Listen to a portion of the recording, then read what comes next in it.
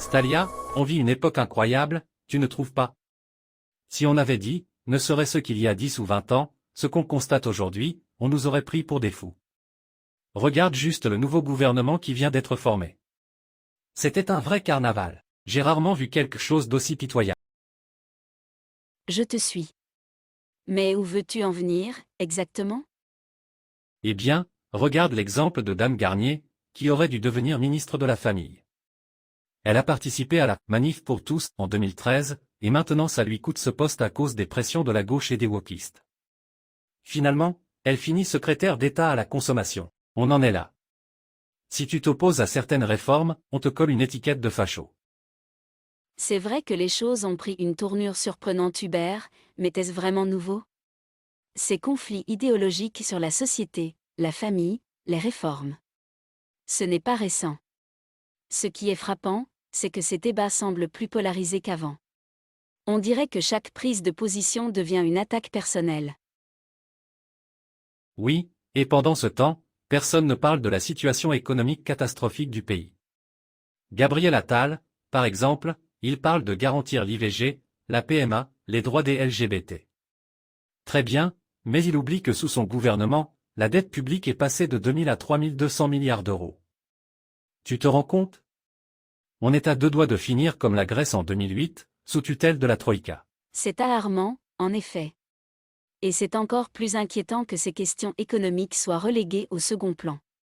Mais tu sais, la société a aussi changé.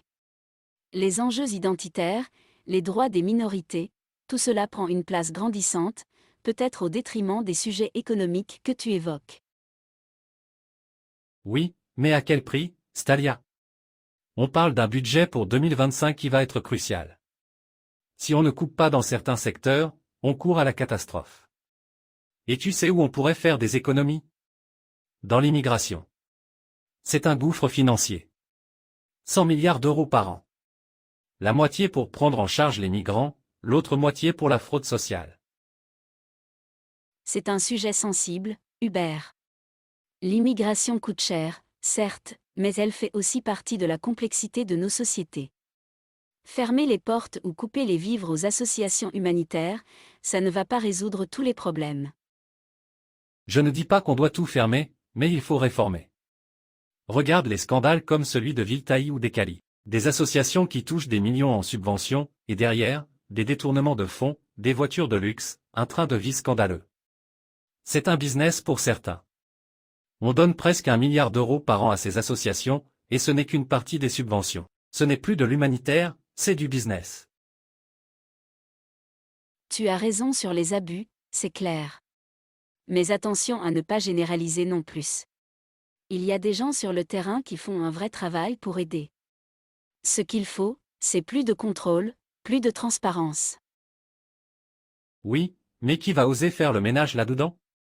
On est en train de dilapider les ressources du pays, et pendant ce temps, personne ne veut mettre un coup de pied dans la fourmilière.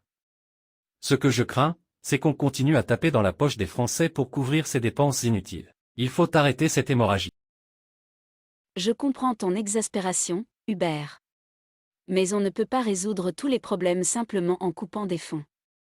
Ce qu'il nous faut, c'est un vrai débat de fond, des réformes qui tiennent compte de l'évolution de la société, tout en respectant nos valeurs et nos besoins économiques. Peut-être, mais en attendant, on se dirige droit vers le mur, et il va falloir agir rapidement.